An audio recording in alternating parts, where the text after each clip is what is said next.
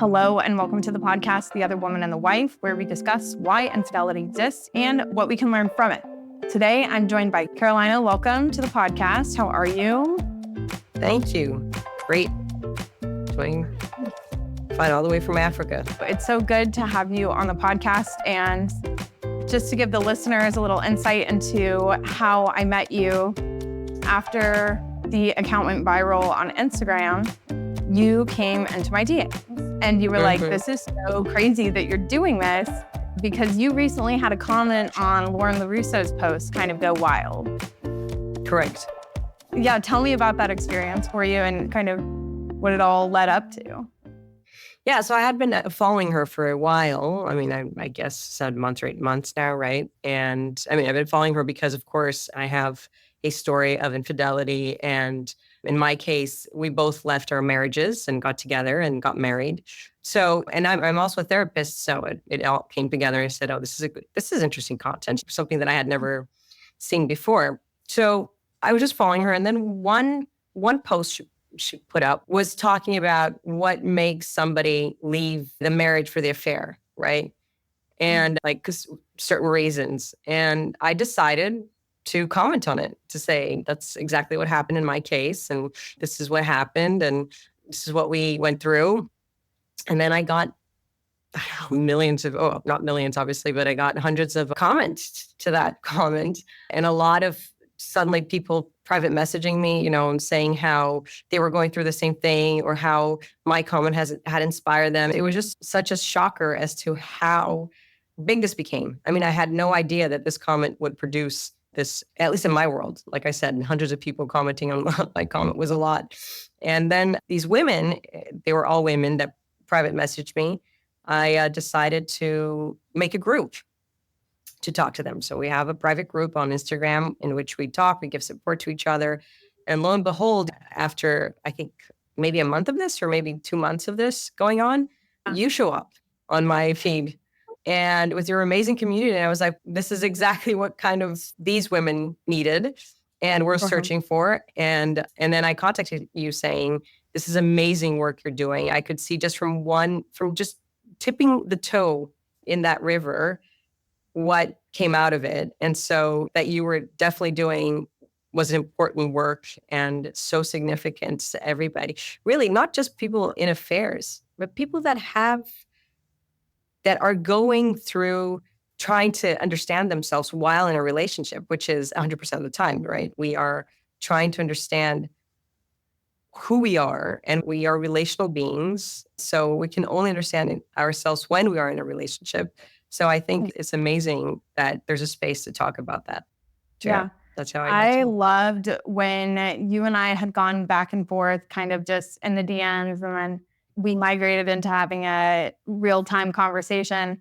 And as soon as you came onto the screen, I felt like I got all lit up, because I think from what I know about you so far is that you are a community builder, just kind of naturally. And so you even just sharing that little bit on Lauren LaRusso's post and it evolving into so much more, like you posting that comment had no intentions of building a support community or anything like that. And I was just so moved by it. And you and I ended up getting into conversations around quantum physics and like all of these other common interests that we have. And I was just like, damn, this lady is so on top of it. I really want to like start to link arms with her and see what we can do together. And one of the things that really stuck out about you was that you are a licensed and credentialed therapist. So can you tell me a little bit about what that's like for you, being able to kind of hold the empathy and compassion for something that the rest of society pretty much deems black and white? Like, how have you been able to move through all of the information that you have inside of your head? I think it definitely played in my favor, the fact that I'm a licensed therapist and I can't see the world as black and white. I mean, if I'm going to practice my work, I need to understand that the human beings are multidimensional and they come with all sorts of facets.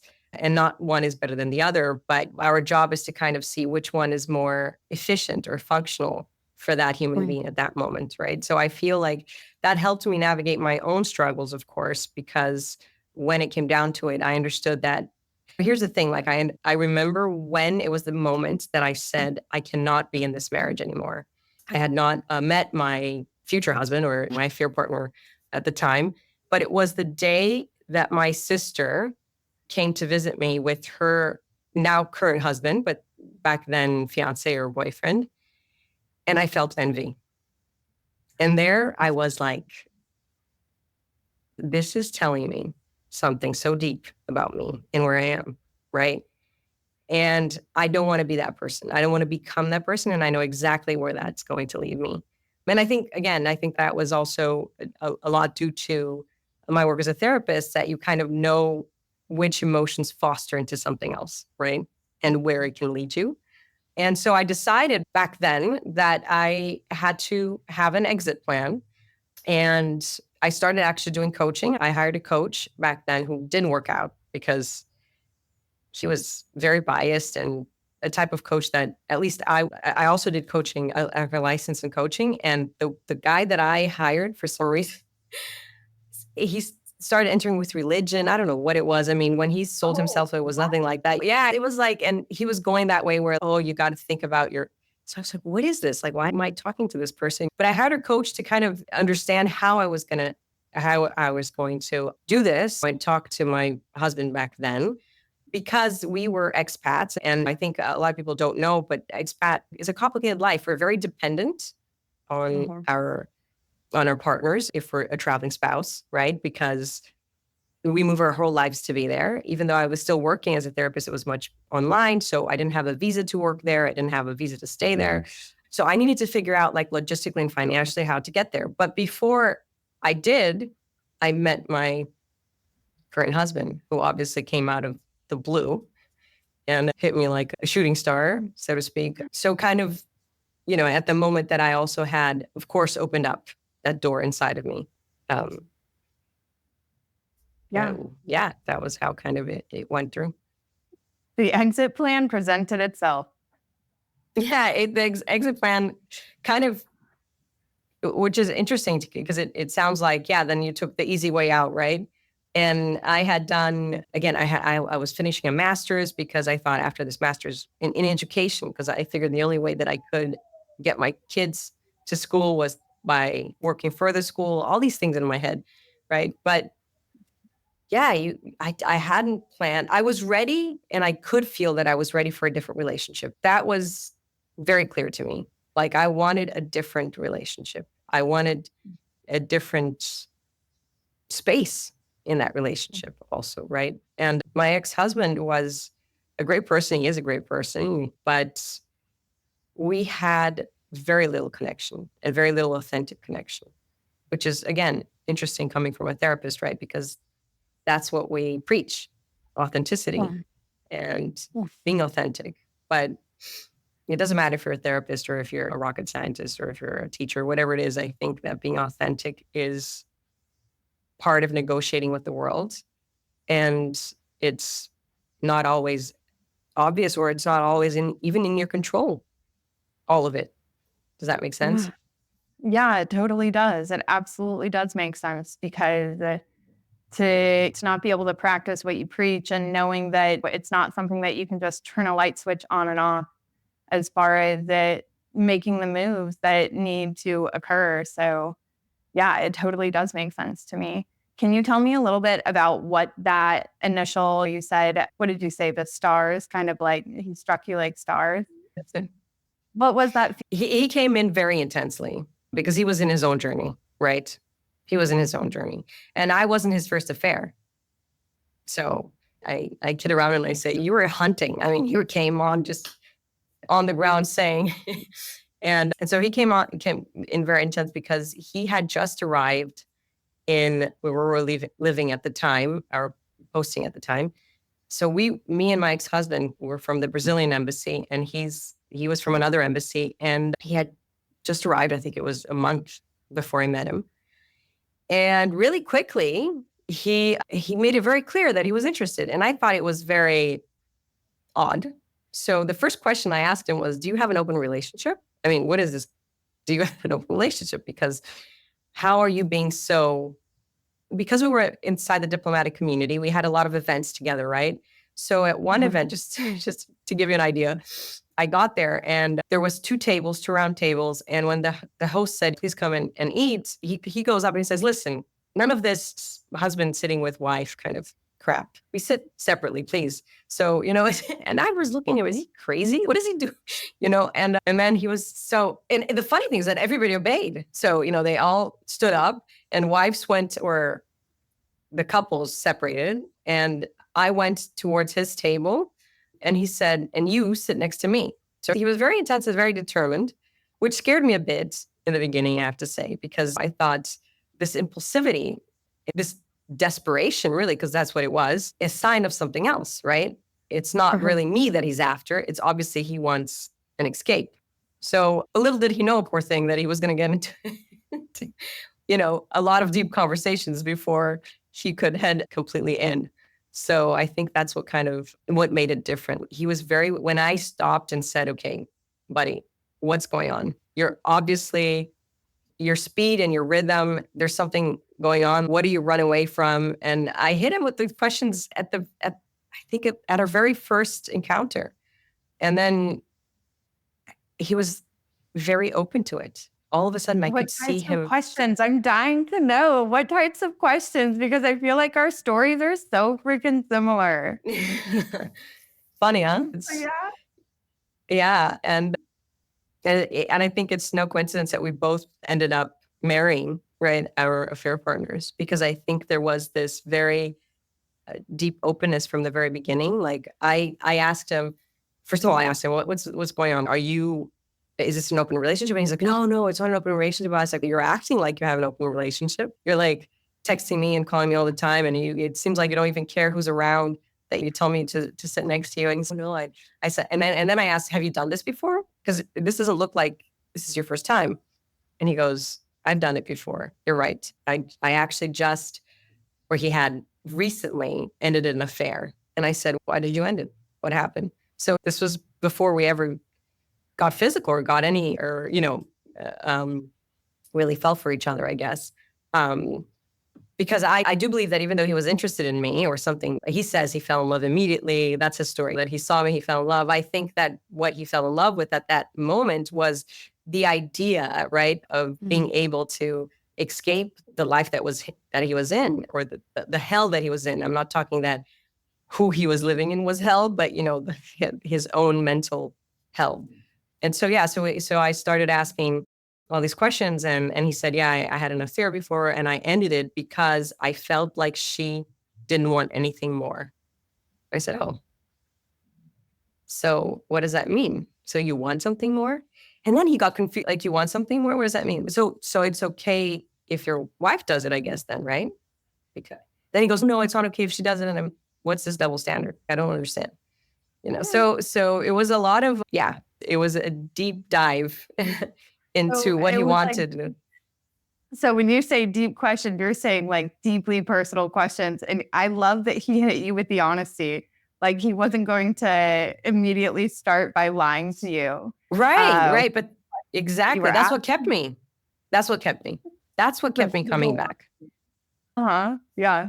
And it's funny, it's like you asking the question to him, so is it okay if your wife does it? And he's no. I almost feel like when you're trying to get to a place where you're trying to evaluate the double standard or the underlying bias or judgment that exists, what is going on? And now that I've spoken so much to men, they're like, none of this is okay. That's not at all what I'm saying. What I'm saying is it currently is happening, and what the fuck am I supposed to do next? And they're really just out there seeking guidance and direction from people that they're innately drawn and connected to. And they've been taught that they're not allowed to be drawn and connected to other people outside the marriage, but it's happening anyways. So what actually is going on? So tell me a little bit about the transition that you guys had to make from going from affair partners to being fully exposed and maintaining a relationship that has authenticity at its core.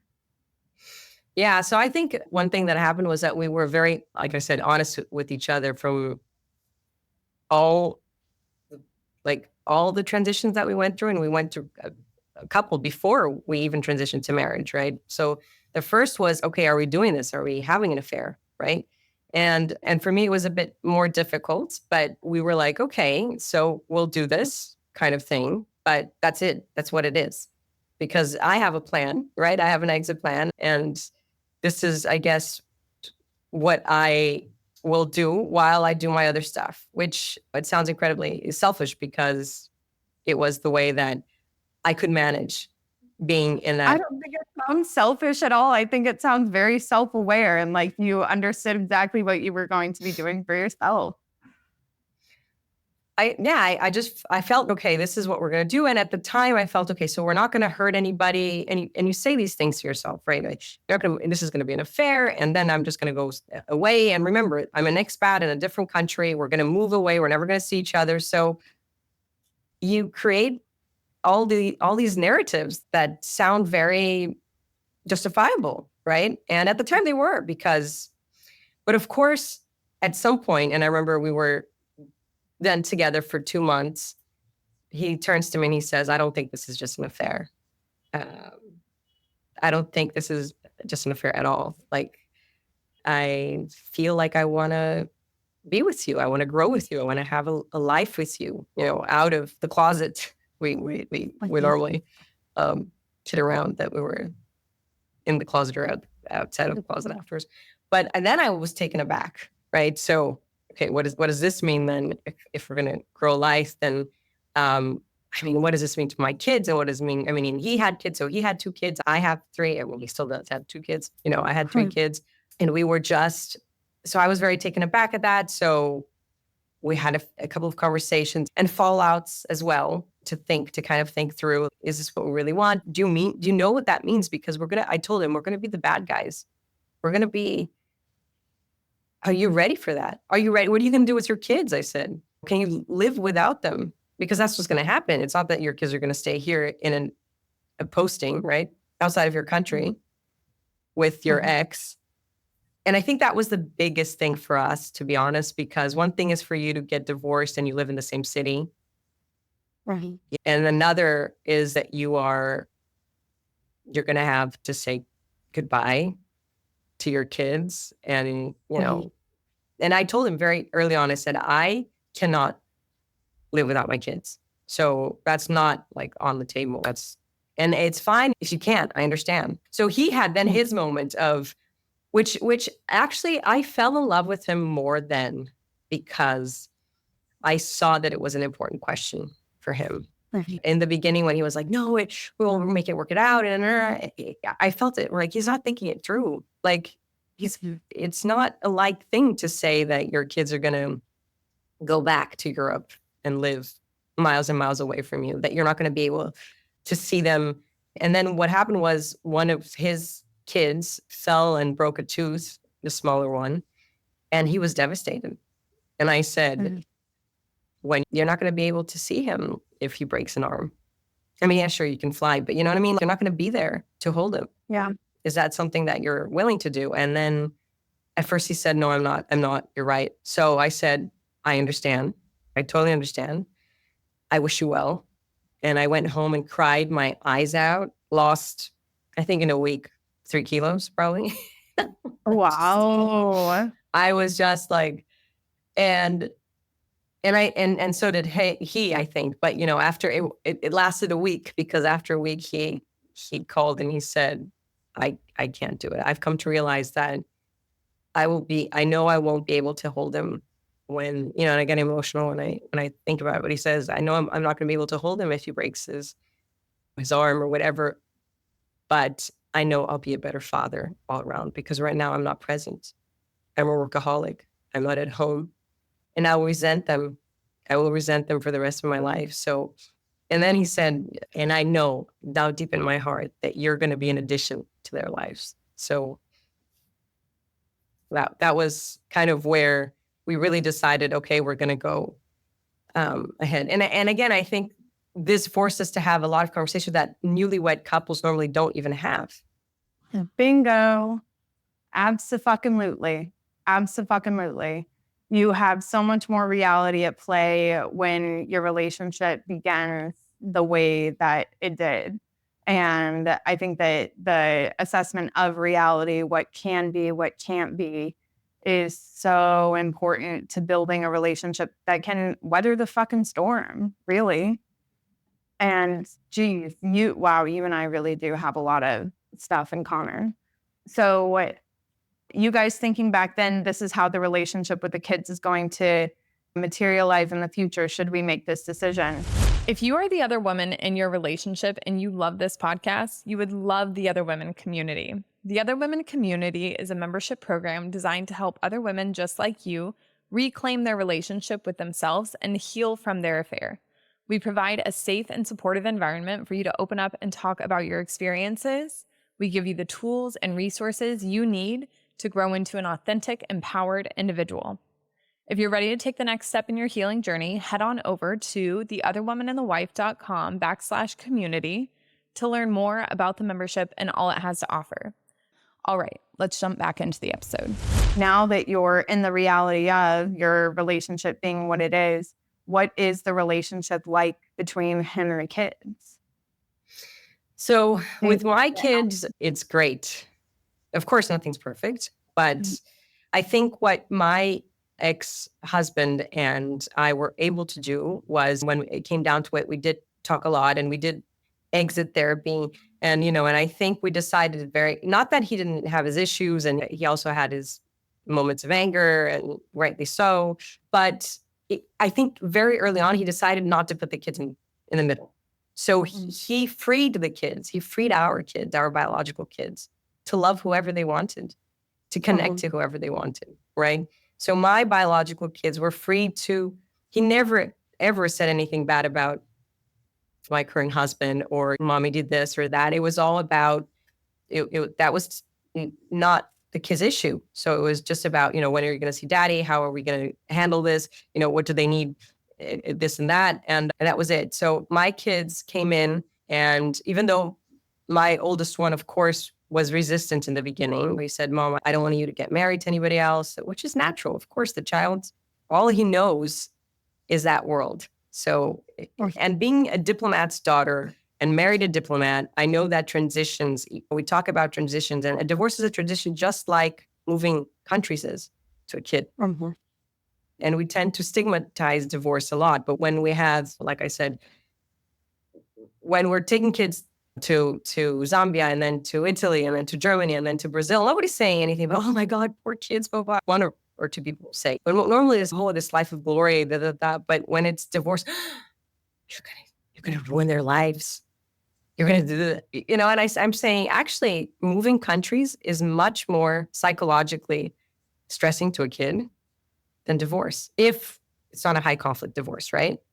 We're not getting to it.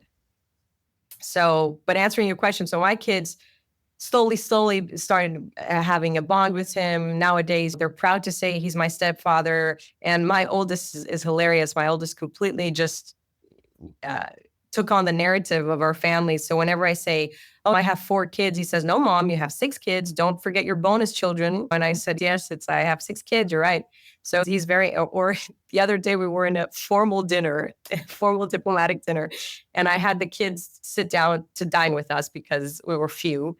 And at some point, the lady who was an ambassador asked my husband, so how did you meet? And my older was like, oh, they met, fell in love, and got separated from my dad and his wife didn't. His wife is still not good about it, but we're okay. My dad is okay. Like, just ditched the whole story in 5 seconds. So, oh my God, that's so amazing. Yeah. So, yeah. Why do you think children are so resistant to embrace? Like, that sounds like a very healthy narrative that your child has, that they are repeating to other people, and it allows them to feel proud of where they come from. And when I think back to a lot of people's hesitancy with making decision whilst inside of an affair, it has a lot to do with, what will my child think? And so hearing that one of your children has the wherewithal to be like, this is how it happened and this is where we are, and everything's going fucking great, as it should. What do you think the difference is? Because there are the weaponizing of children within marriage, divorce, infidelity is something that I have definitely experienced as a child. And now as an adult, I'm like, how could they? Right. Like, how You're could right. they? It definitely back then felt like their seeking of vengeance was more important than fostering a relationship not only between the adults that was healthy, but also between the adult and the child. So Bingo. Like you said, absolutely, right? It's bingo. That's what it is. That's the difference. yeah, When you don't weaponize the children. when you don't weaponize the children. Can you give me, I'd like to lean into a little bit of your professional experience. Can you give the listeners examples of what weaponizing the children looks like? Weaponizing the children has anything to do when you confuse the fact that your ex-partner somehow is also the ex-partner of the children, right? That your wounds are their wounds. Yeah. That your ego issues are their ego issues. When you get that confused, you start weaponizing, right? So they will have issues, but I guarantee you it has nothing to do with your wounds. Mm-hmm. Unless you narrated so, right? So, oh, daddy hurt mommy and daddy did this and then he betrayed mommy, or the other way around, right? It could go the other way around as well. It, yeah, you're right. He betrayed mommy, not the kids. He's still the father or their mother, right? So Yeah. the father-mother relationship is not a marital one. It has nothing to do with the marital one. And once you separate that, like I said, what you give the kids is freedom. Freedom even to grieve their own grievings, which they have the right to, right? Yeah, I have two houses. That sucks maybe in the beginning. But that's what it's about. It's like about having to divide my Legos. It's not that mommy or daddy are fucking somebody else. No, not at all. Because that's not what children are thinking about. But if they understand that's the narrative that a father or mother wants, then you put them in a conflict of loyalty. Totally. To survive, they will start talking the talk, meaning they will start saying, and this has happened, of course, and this is what I'm saying, that it's so obvious.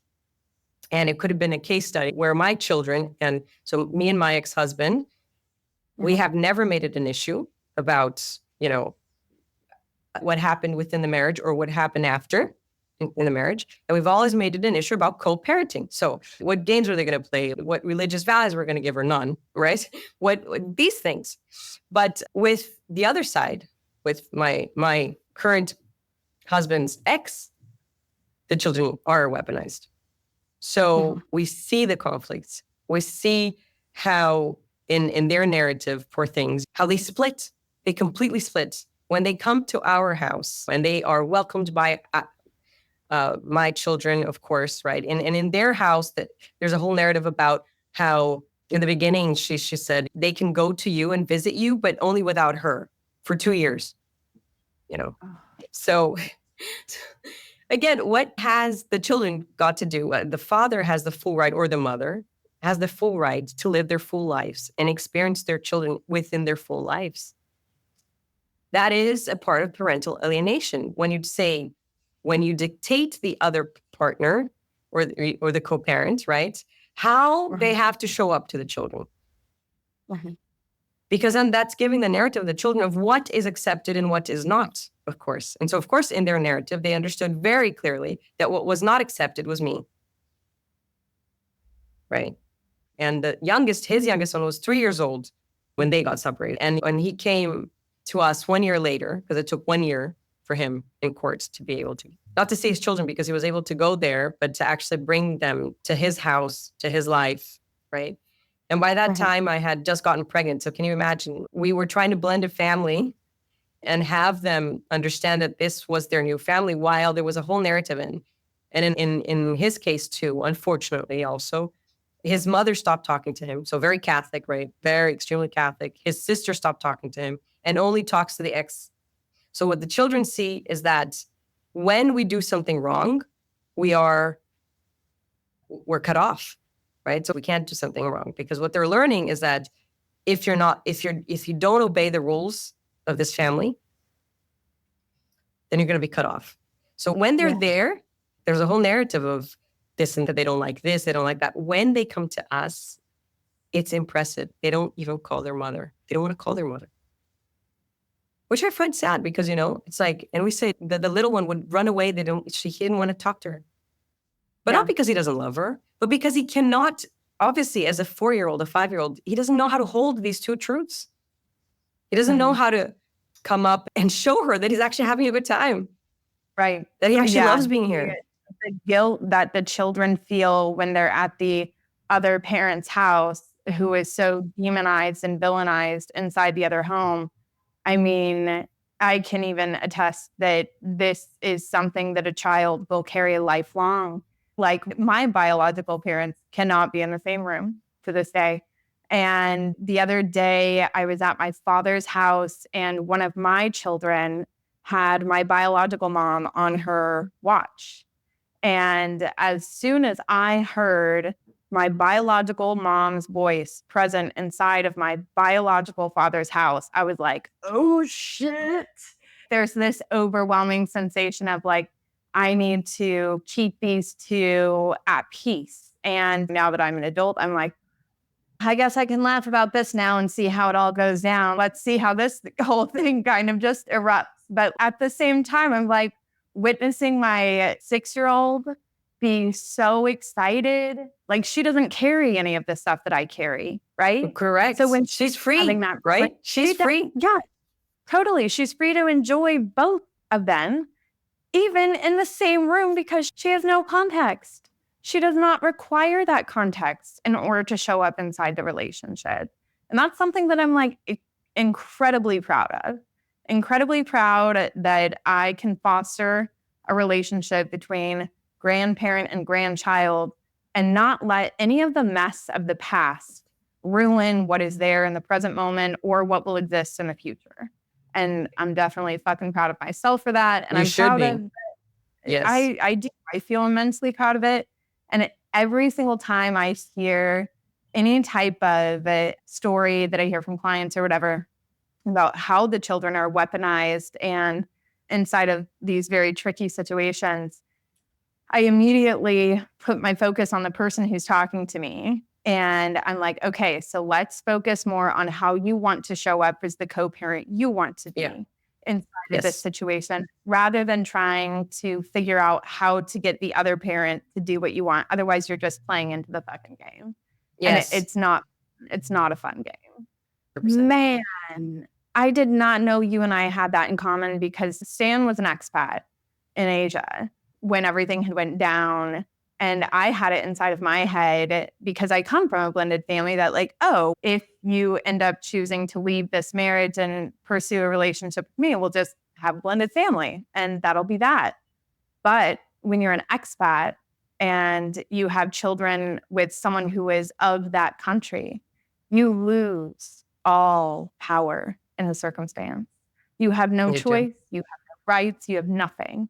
And watching, and I'm curious to know what it was like for you to watch your now husband kind of move through those tricky waters of this is the decision that I'm going to make. And I am already aware of the consequences that are going to be at play.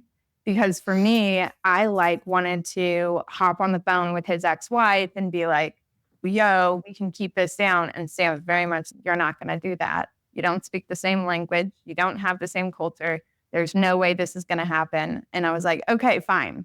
This is not a problem for me to solve. But that problem existing in Stan's life was something that I still carry to this day, where I'm like, is it my existence on the earth that caused this fracture inside the relationship? And finally, I had to kind of do some real deep soul searching and realize I can't be responsible for a relationship I am not in. And I can be supportive to Stan as he's navigating this. But I'd love to know, what was it like for you to watch him endure something like that?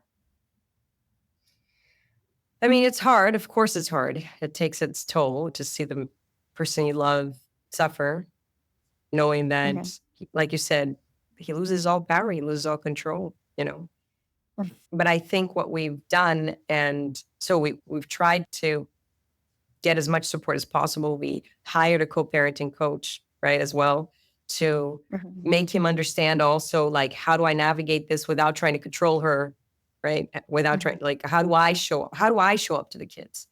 And Mhm. it became clear in the beginning that he would have to do the job, right? He would have, and that was his accountability.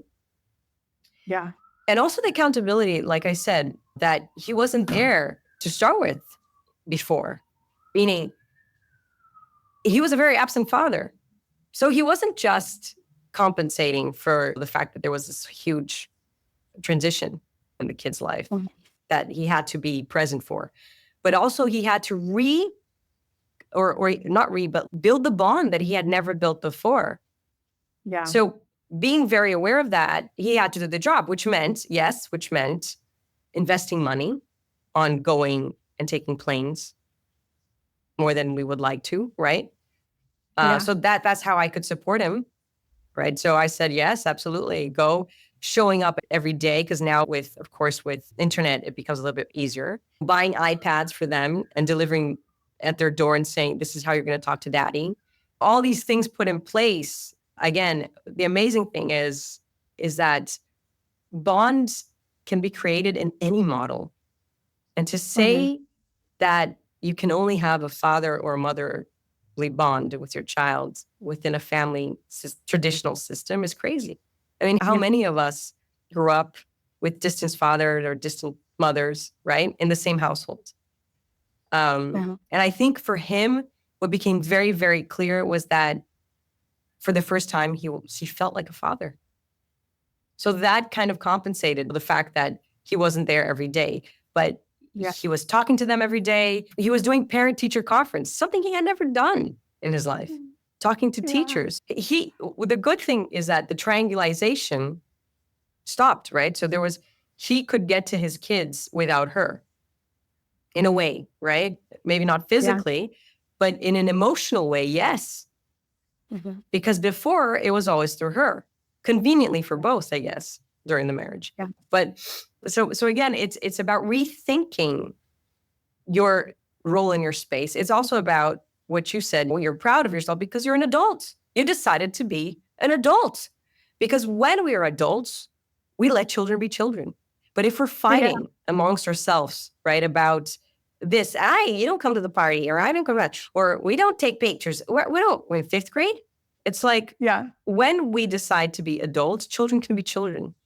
And I say this the same thing. Yeah. I use the same analogy again when we move countries.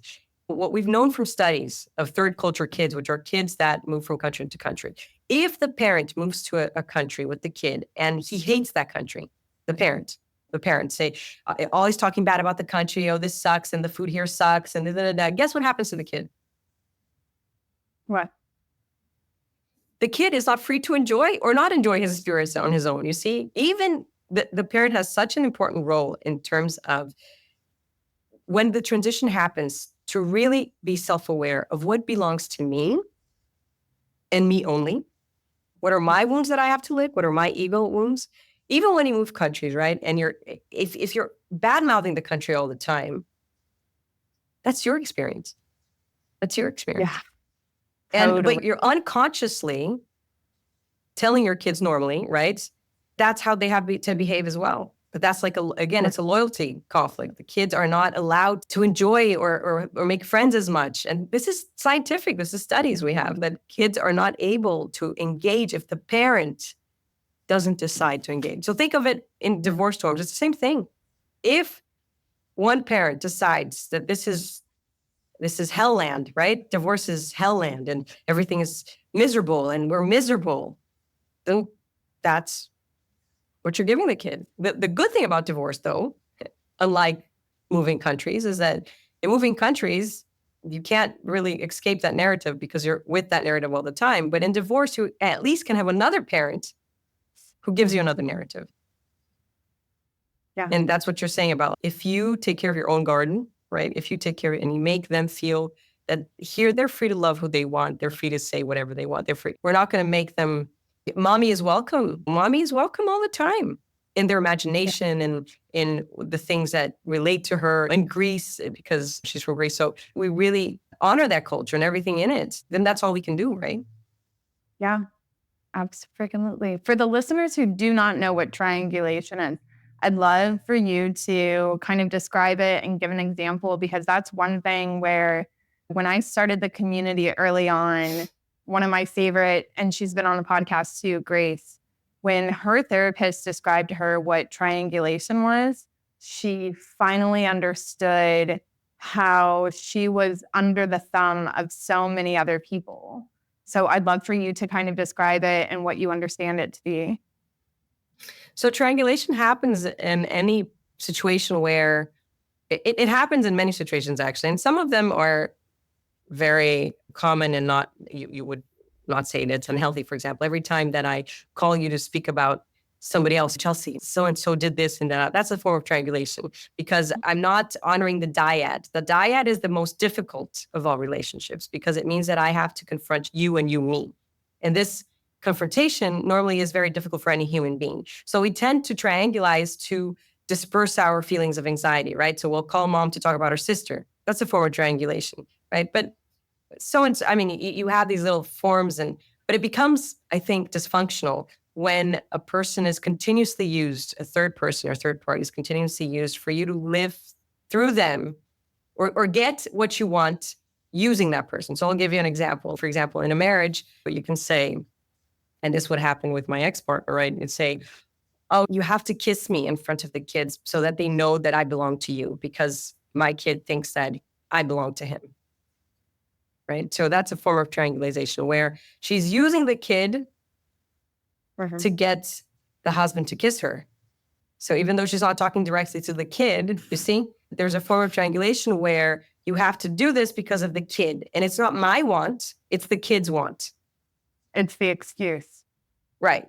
So even though that's not a direct form of it, it's a psychodynamic triangulation, right? Where all of a sudden you're using the kids as an excuse. Oh, but the kids want this. But no, really, I want it, right? And I'm asking through the kids something that I want from you. Or like we said, another form of triangulation, of course, is when you often get other people to resolve your problems, right? So I want my sister to come to my party and she doesn't want, and I tell mom, you got to convince her. That's another form of triangulation, right? So that's direct triangulation where, so again, and in that case, the triangulation would happen because the kids were always used, and weaponizing the kids is a form of triangulation. Right? Because you are using the kids for your own wounds or to try to meet your own satiate your own, ego wounds, right? Your narcissistic wounds. Like you need to, another example is, oh, you need to come to the birthday party because for the kids, it's very important. And you know what? I just want to say this out loud. If anybody is telling you that you need to save your marriage because it would satisfy them, like that is also a perfect example of exactly this strategy. Because it's no longer about the marriage being between the two people, but what it means for everybody else who is associated with you, which is somebody other than me or Stan wants us to get divorced. I'm like, what is this? Like, why do you even have a dog in this fight type thing? And like, why does my marriage or divorce mean anything to you? The dyad is the most difficult of all relationships. And if you can sustain a dyad, you're an adult, right? But I mean, even religion does triangulation all the time. It's God saying it's not me. Oh, please. Oh, please. Wax poetic on that right now. Yeah. The way that people use religion as triangulation, because there was recently, I don't know if you saw the TikTok that I did, but there was a letter that came across my desk from a church that exposed two people inside the church who were having an affair. Oh, and oh my God, I was like, dude, had anybody written that type of letter about me at that point in time? I was like 22 or something. I definitely would have been self-harming to the max. There's no way that I would have been able to tolerate that very well. And so, when people involve the conversation of religion into the decision to divorce it's or a not. low blow. It's a low blow. It's what?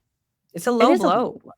And it's triangulation. It's triangulation because you have to say, I want you to stay with me because I want you to stay with me because I'm selfish, because I don't want you to be. I want you to sit here and be with me. Don't give me God. Don't give me puppies. Don't give me children.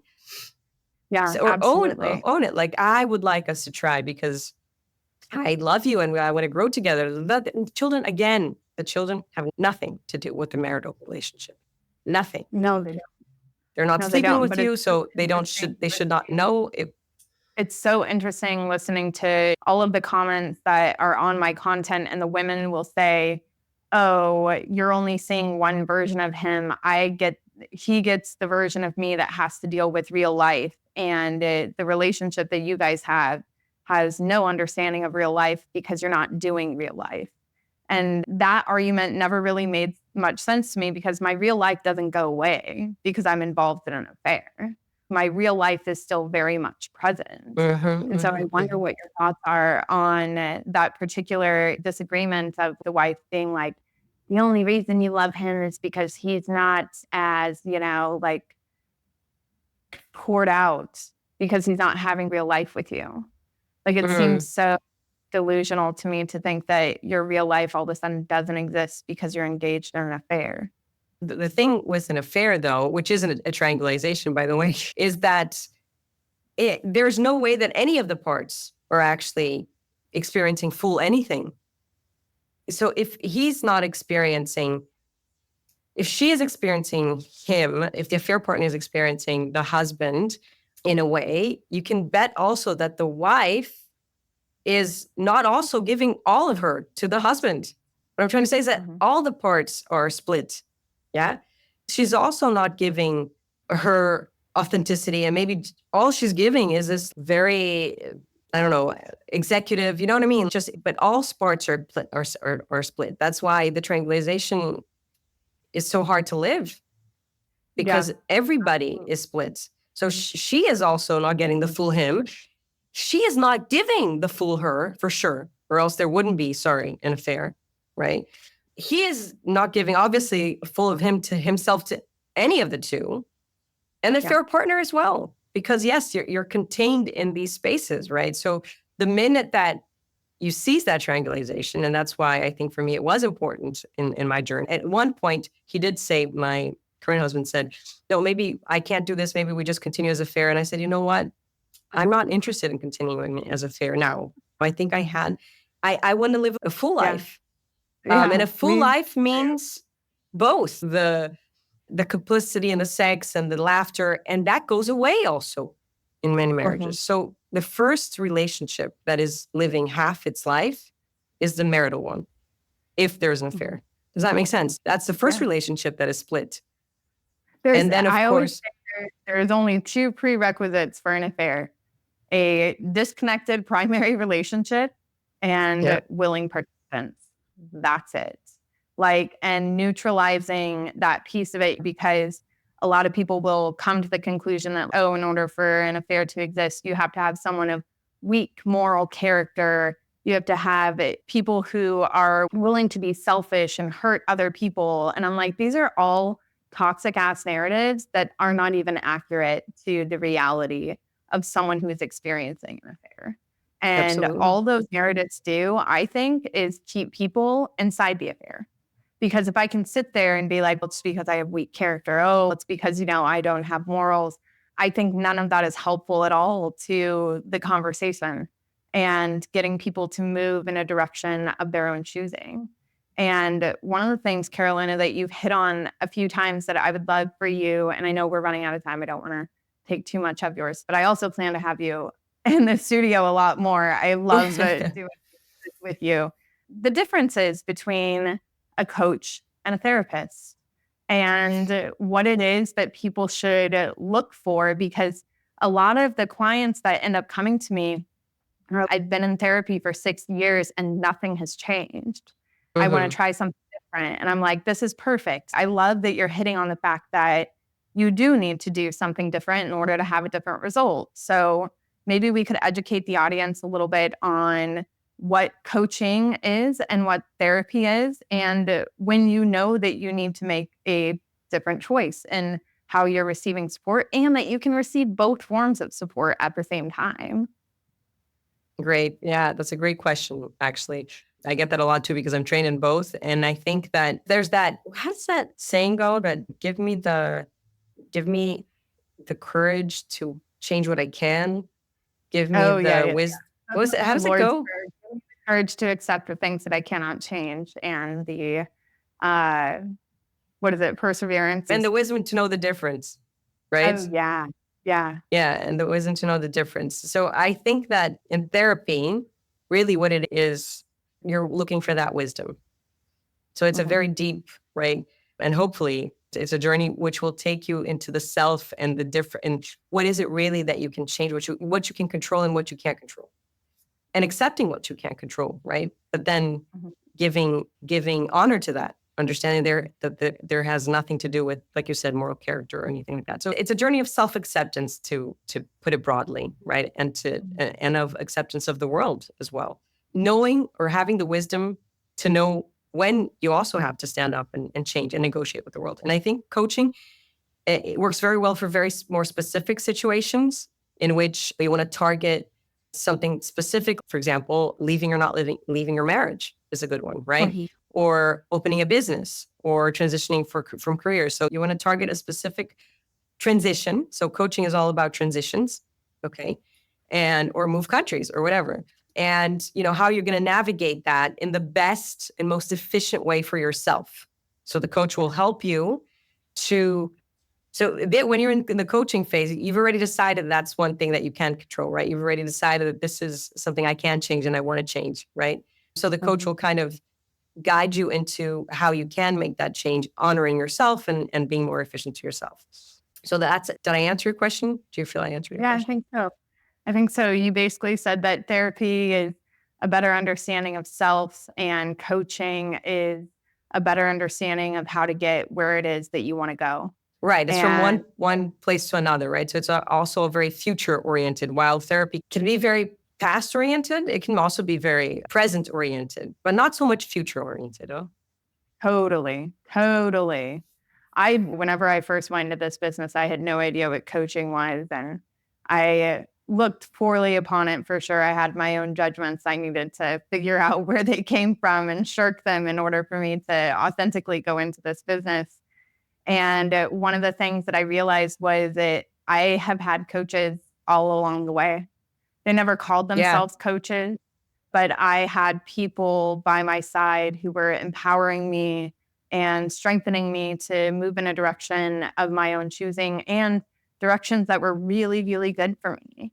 And so, yeah, one of the things that I'm hoping will evolve between you and I is that you do become one of the coaches that people can look to through this company and be able to get the support and encouragement that they really need.